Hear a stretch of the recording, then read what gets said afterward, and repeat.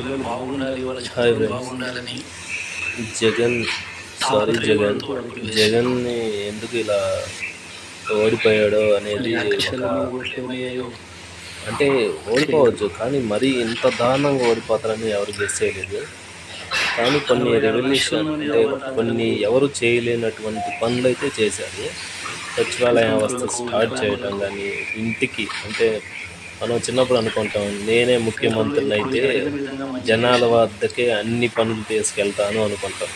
So అలా వాళ్ళ అనుకున్నది కష్టాలకు తోడుగా ఉంటూ చేయగలిగాడనమాట. వాళ్ళ సో కష్టాన్ని అర్థం అదొకటి. చేసుకుంటూ కొన్ని మంచి పనులు చేశాడు. ప్రతి ఒక్కరు చెడ్డే చేస్తారు. కానీ వాళ్ళ ఇలా ఇంటికి పంపించే అనేది వ్యవస్థను అసలు సైతం జరిగిద్దని ఎవరు తీసుకొచ్చారు. ఎక్స్పెక్ట్ చేయలే. Sorry Jagan sir. గతంలో సారీ థ్యాంక్